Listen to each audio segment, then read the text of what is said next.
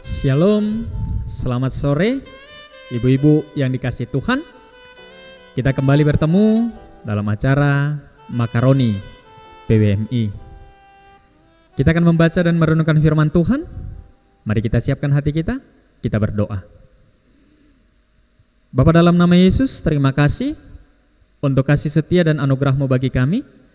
Engkau masih menyertai memberkati kami sampai pada sore hari ini. Dan pada sore hari ini, di tengah segala kesibukan dan aktivitas kami menyediakan dan menyisihkan waktu kami untuk membaca, merenungkan, dan memberitakan firman-Mu. Roh Kudus yang melawat, mengurapi, dan menyertai kami, agar kami mengerti, memahami firman-Mu. Dalam nama Yesus kami berdoa. Amin. Ibu-ibu yang dikasihi Tuhan, firman Tuhan sore hari ini diangkat dari kitab 1 Raja-Raja 17 ayat 7 hingga ayatnya yang ke-16. 1 Raja-Raja 17 ayat 7 hingga 16. Demikian firman Tuhan. Elia dan janda di Sarfat. Tetapi sesudah beberapa waktu sungai itu menjadi kering sebab hujan tiada turun di negeri itu. Maka datanglah firman Tuhan kepada Elia, bersiaplah, pergi ke Sarfat yang termasuk wilayah Sidon, dan diamlah di sana. Ketahuilah, aku akan memerintahkan seorang janda untuk memberi engkau makan. Sesudah itu ia bersiap, lalu pergi ke Sarfat. Setelah ia sampai ke pintu gerbang kota itu, tampaklah di sana seorang janda sedang mengumpulkan kayu api. Ia berseru kepada perempuan itu, katanya, cobalah ambil bagiku sedikit air dari dalam kendi supaya aku minum. Ketika perempuan itu pergi mengambilnya, ia berseru lagi, cobalah ambil juga bagiku sepotong roti. Perempuan itu menjawab, demi Tuhan Allahmu yang hidup, sesungguhnya tidak ada roti padaku sedikit pun, kecuali segenggam tepung dalam tempayan dan sedikit minyak dalam buli-buli. Dan sekarang aku sedang mengumpulkan 2-3 potong kayu api. Kemudian aku mau pulang dan mengolahnya bagiku dan bagi anakku. Dan setelah kami memakannya, maka kami akan mati. Tetapi Elia berkata kepadanya, janganlah takut, pulanglah, buatlah seperti yang kau katakan. Tetapi buatlah lebih dahulu bagiku sepotong roti bundar kecil daripadanya, dan bawalah kepadaku. Kemudian barulah kau buat bagimu dan bagi anakmu. Sebab beginilah firman Tuhan Allah Israel, tepung dalam tempayan itu tidak akan habis, dan minyak dalam buli-buli itu pun tidak akan berkurang sampai pada waktu Tuhan memberi hujan ke atas muka bumi. Lalu pergilah perempuan itu dan berbuat seperti yang dikatakan Elia. Maka perempuan itu dan dia serta anak perempuan itu mendapat makanan beberapa waktu lamanya. Tepung dalam tempayan itu tidak habis, dan minyak dalam buli-buli itu tidak berkurang, seperti firman Tuhan yang diucapkannya dengan perantaraan Elia. Ibu-ibu yang dikasihi Tuhan, di sebuah kota kecil terdapat satu keluarga dengan 4 orang anak. Keluarga ini membuka satu usaha yang kecil, kios, ya, yang mereka buat di depan rumah, terpisah dari rumah mereka, dan itulah sumber pendapatan mereka. Seiring berjalannya waktu, maka kios ini semakin besar, ya, walaupun belum sangat besar.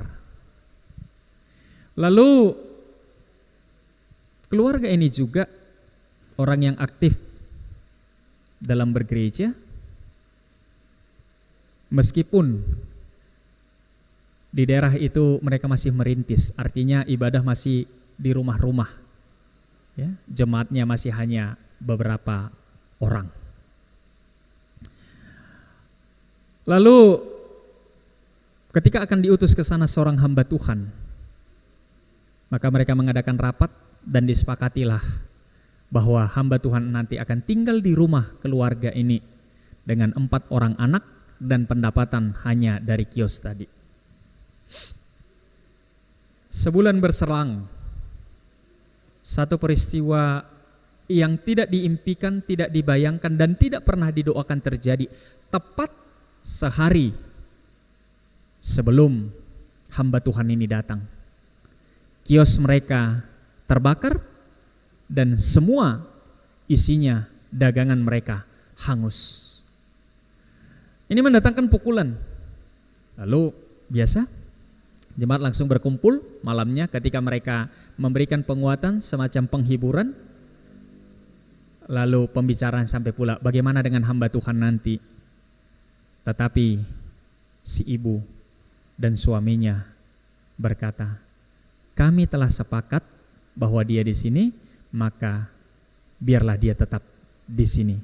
Kami yakin Tuhan akan mencukupkan. Padahal ibu-ibu yang dikasihi Tuhan, pada saat itu anak mereka juga sedang sakit dan membutuhkan biaya yang cukup besar.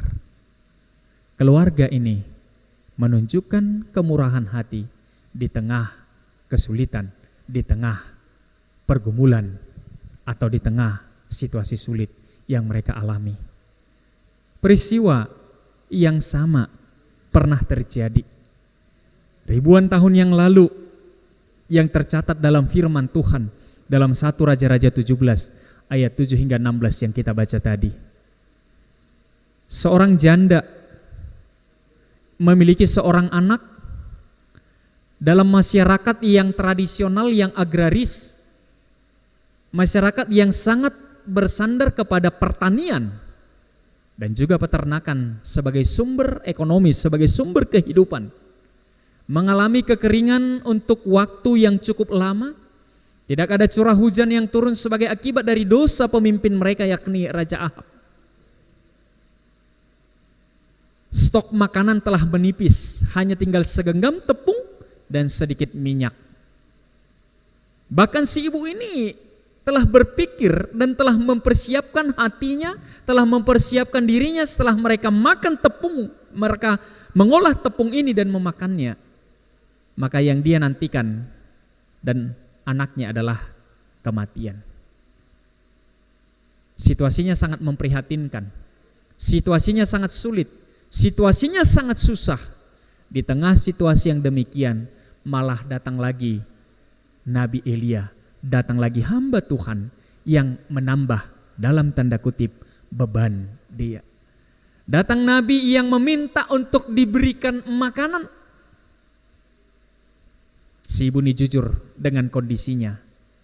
Tetapi luar biasanya ibu-ibu yang dikasihi Tuhan, ibu yang janda ini, yang telah kehilangan suaminya, yang kita tidak tahu bagaimana dia kehilangan suaminya, yang memiliki anak yang harus dia perjuangkan, anak yang dia kasihi, dengan sedikit dan sangat sedikit, dengan bekal terakhir mereka yang sangat minim,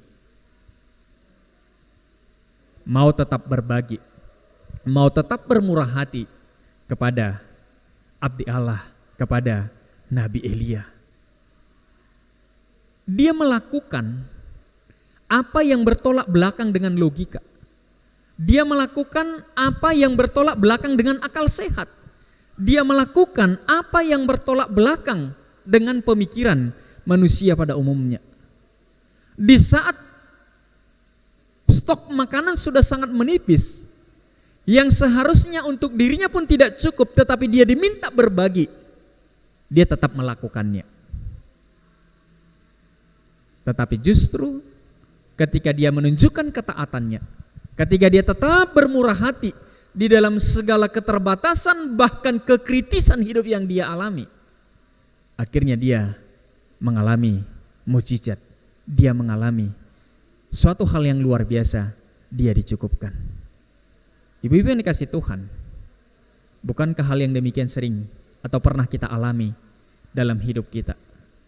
Di saat beban kita semakin berat, di saat pergumulan kita semakin berat, tambah lagi tanggungan, tambah lagi beban pikiran dan lain sebagainya. Malah Tuhan memerintahkan sesuatu yang bertolak belakang, seperti yang terjadi dengan janda tadi. Di saat stok makanan sudah sangat tipis, bahkan kritis, dia diminta berbagi. Demikian juga yang terjadi dengan Abraham. Ketika dia telah menantikan, ketika apa yang dijanjikan Tuhan, yakni anak Ishak diberikan Allah, dan dia telah beranjak, bertumbuh semakin besar.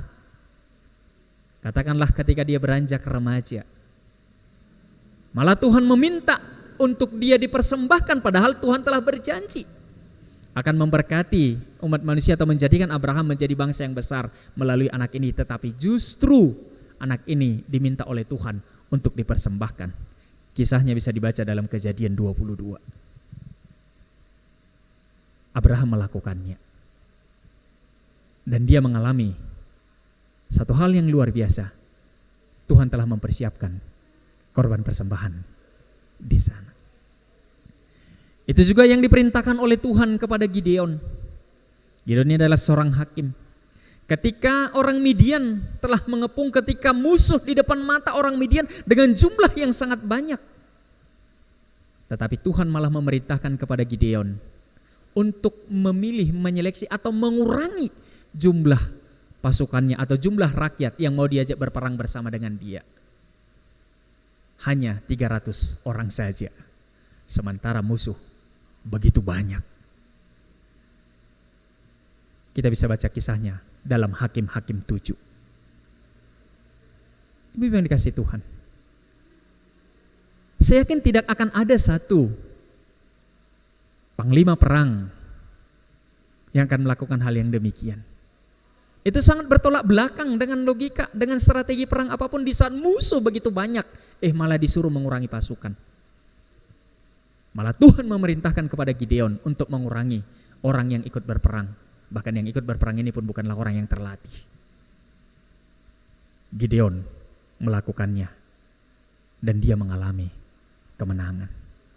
Ibu-ibu, dari kisah ini kita bisa melihat bahwa ketika orang-orang ini taat, ketika janda di Sarfat taat dengan mau tetap bermurah hati di tengah kesukaran yang dia alami, ketika Abraham tetap taat meskipun dia sangat mengasihi anak dan telah lama dijanjikan yakni Ishak, ketika Gideon juga tetap taat melakukan perintah yang bertentangan dengan logika tadi, justru di sana mereka mengalami hal-hal yang hebat, hal-hal yang luar biasa.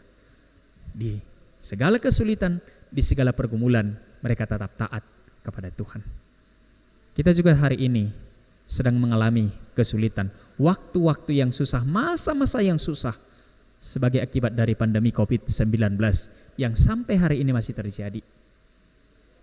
Tapi di masa-masa sulit ini, di masa-masa susah ini, mari kita tetap taat kepada Tuhan. Kita meneladani janda di Sarfat yang di dalam segala kesusahan, bahkan kemiskinannya, dia masih mau berbagi. Dia masih mau memberi kepada Nabi Elia. Dia masih meyakini firman Tuhan melalui Nabi Elia. Maka mari, ini juga kesempatan besar bagi kita. Kita masing-masing memiliki persoalan, kesulitan, pergumulan tersendiri.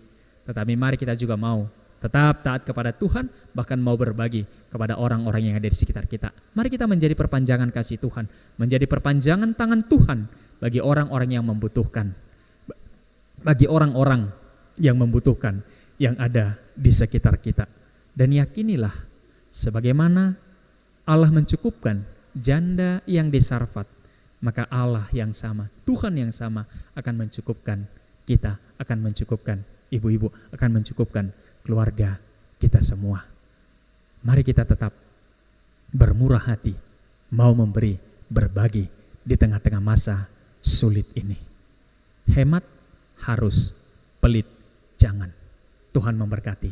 Amin. Kita berdoa.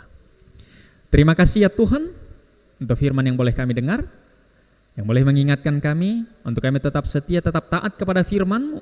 Meskipun firman itu sering bertolak belakang dengan situasi di sekitar kami.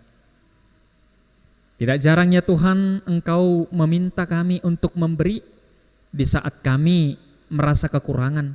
Engkau meminta kami bermurah hati, berbagi di saat kami mengalami kekurangan, bahkan kesulitan ekonomi ataupun hal yang lainnya ya Bapa. Tuhan, jika dengan kekuatan kami sendiri kami tidak akan mampu melakukannya, tapi kami yakin dan percaya dengan pertolongan Roh Kudus-Mu, maka kami akan mampu. Iya Bapa, tolonglah kami, tuntun kami. Pada masa khusus di masa-masa pandemi COVID ini, kami boleh tetap berharap kepada Tuhan, kami mau tetap taat kepada Tuhan, kami mau tetap berbagi dengan orang-orang yang ada di sekitar kami. Dalam nama Yesus kami berdoa. Amin. Mari ibu-ibu yang dikasih Tuhan, kita tetap ikuti protokol kesehatan dimanapun kita berada. Tuhan Yesus memberkati. Shalom.